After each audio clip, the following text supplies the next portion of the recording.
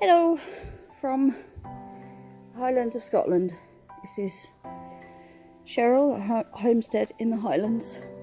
I want to talk tonight about something that is actually in the homesteading community. There are quite a number, I suppose, of videos discussing this.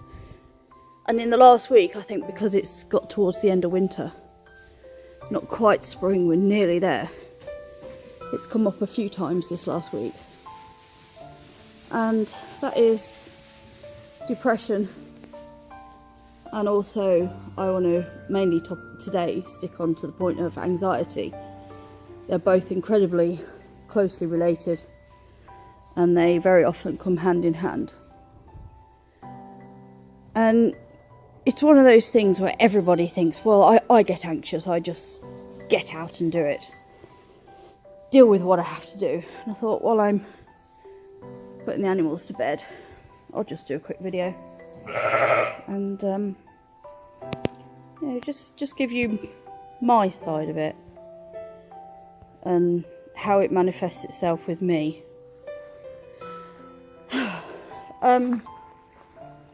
What I suppose brought this on is I've only just got up today. And that's because yesterday I went shopping. Now you might think this is ridiculous. And to be honest, thanks sheep. To be honest, it feels ridiculous. But there's not really anything I can do about it. Except for try my best. And that is, I was going to the supermarket last night. UK people will know it as Asda, and Americans will know it as Walmart. And I don't like shopping.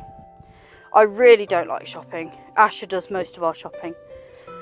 The best I generally do is go to the village co-op, which is bigger than a corner shop, but it's still like 10% the size of a supermarket kind of thing.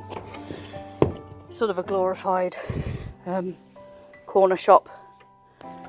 And I had to go there last night. I suppose really I didn't have to go, but I wanted to, and I felt that I could, and I knew that Asher couldn't go. But, you know, I checked with him, and I knew he couldn't because he was doing some work on the house. And that's fine. But I felt like I could go. So I got in the car. And I drove over there. It's silly things. Like, all this time I've thought, it's about 15 miles away.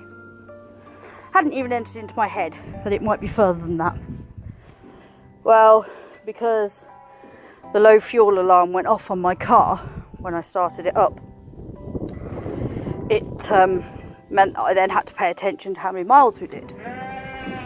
And then I realised that it was actually about 22 miles, 23 miles. And I don't know why, Betsy, but those few extra miles really, I don't know, it made the journey seem so much longer. You know, and I've done this journey no end of times before, because that's where the agricultural shop is as well, where we buy most of our animal feed from. And I don't know, in my head it was just like I thought I was 15 miles from home. I'm not, I'm about 22, 23 miles from home. And I didn't like that. It just sort of, I don't know, it just sort of hit me in a really weird way. And that being further away from home made me anxious. But again, I don't know why. I've shopped there. I've been there. I've been to that town many times. I've got a friend who lives there, you know. You can't explain it. But anyway, by the time I'd got there, I mean, that was one of the things. Hey, Doc. But by the time I'd got there, it had been raining. It was going dark, or it was dark by the time I got there. And that makes driving around here more challenging. You know, it's just it is just more challenging. You know, like with bright lights shining in your eyes and everything. Here you are, girls. There you are, girls.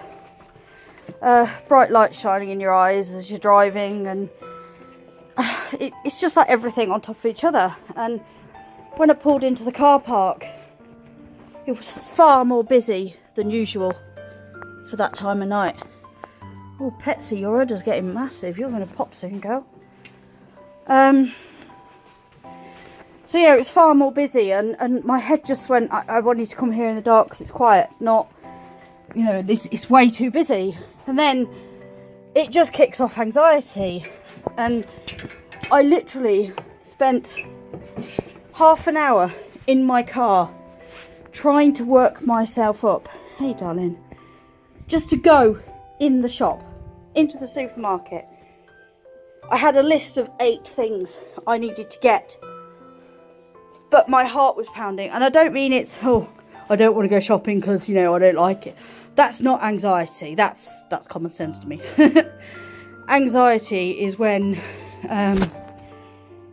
your heart races, you feel uneasy, nothing feels right, and no matter what you do, you don't feel like you should be where you are and doing what you're about to do. And then because your heart's racing, it doesn't feel right, of course, that then means that you then get even more anxious, because your body is then going, hold on a minute, why is the heart racing? Why is this happening? So then because your body then says to your brain, oi, what's going on? It then makes it even worse. And for me, it was, I didn't want to see lots of people. I didn't want to have to interact with people. And then, you know, and there were too many cars in the car park for my liking.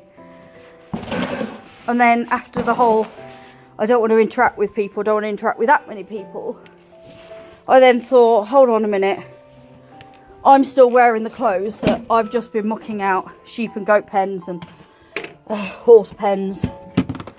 And, you know, I smell like a farmyard. And then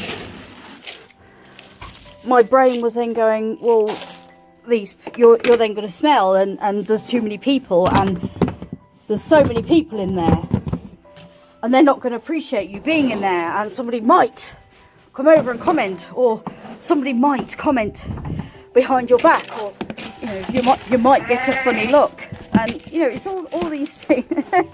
Not bugger off. It's all these silly things, and none of it makes any sense, because nothing bad has happened. But it's not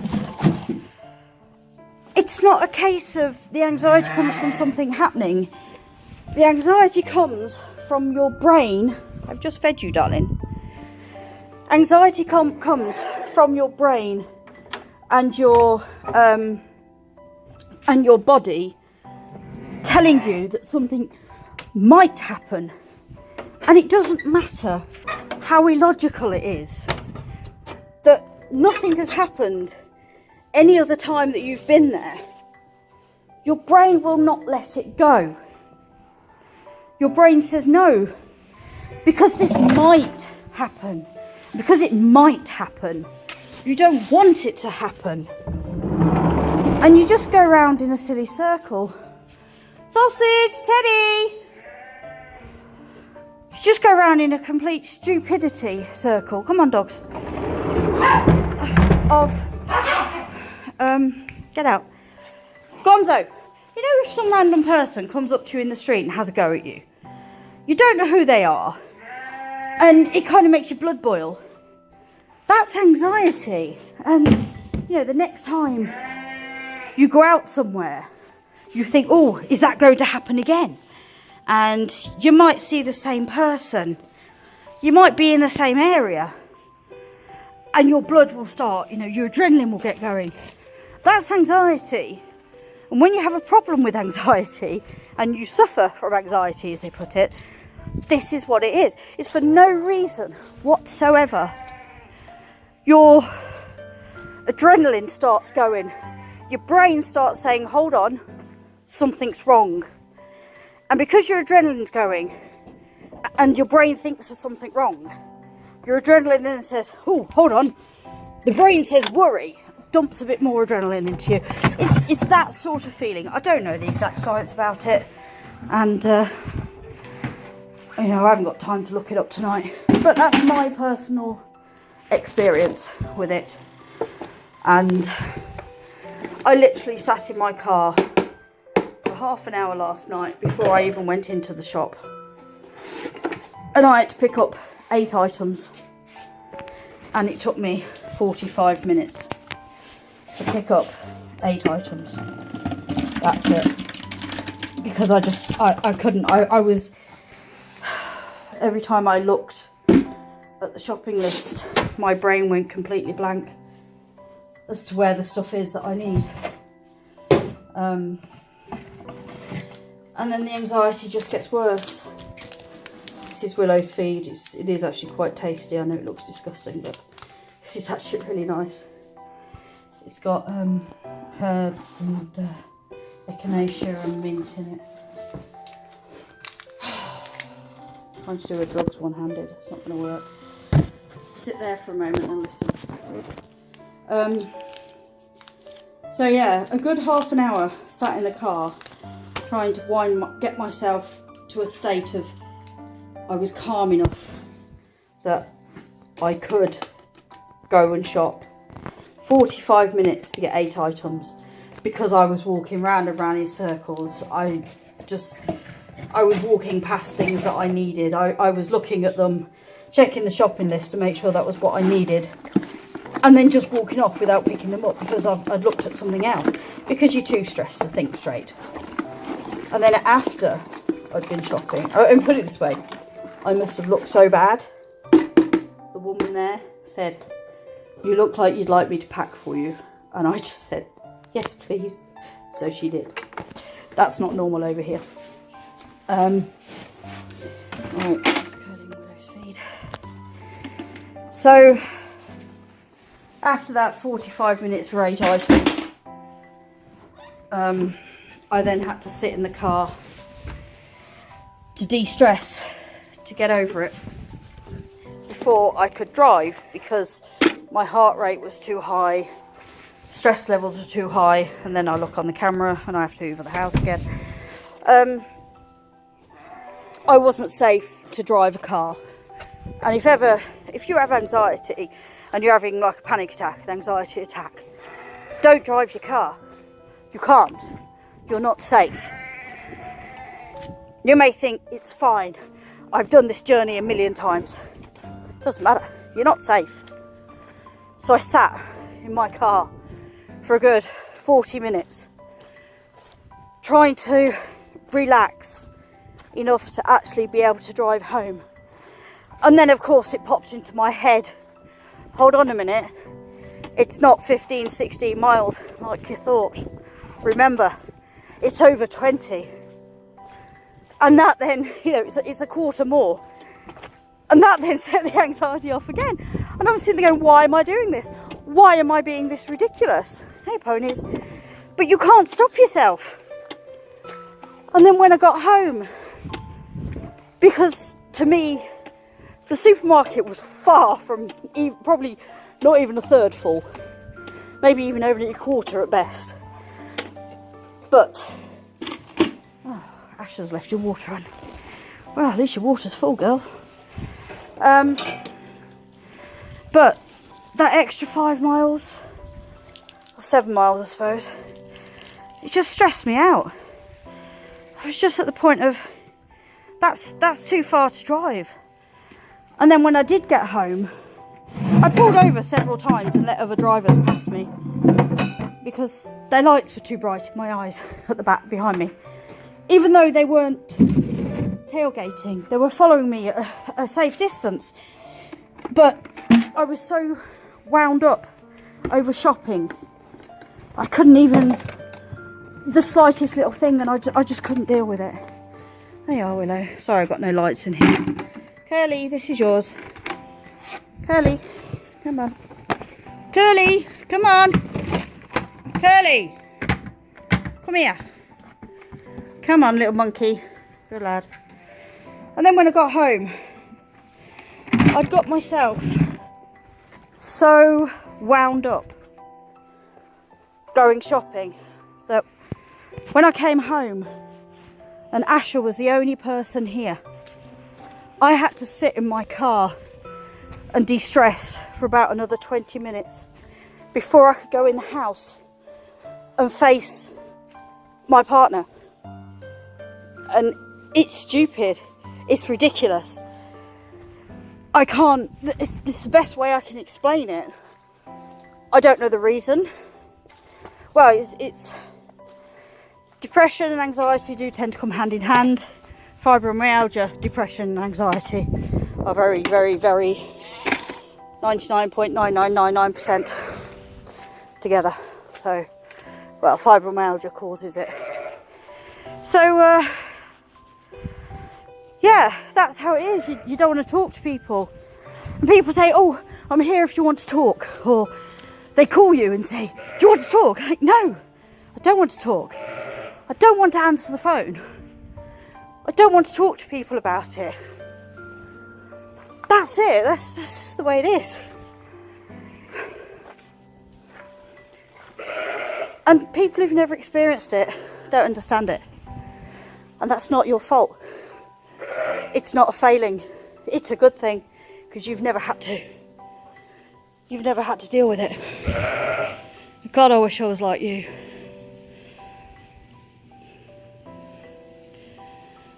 And then I come in here and they give me a little bit of a boost, all the cheapies.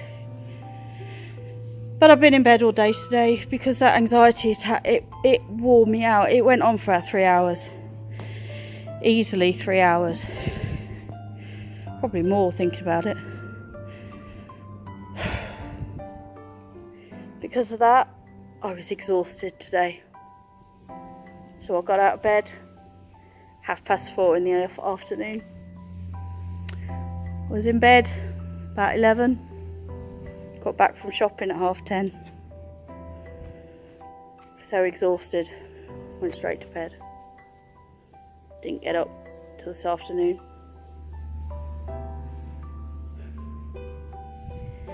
I hope you never have to deal with it. I really do. What makes it better? Depression. Getting out and about, seeing the animals. Gardening does help depression. Anxiety. Don't know. If I ever find an answer, I'll let you know.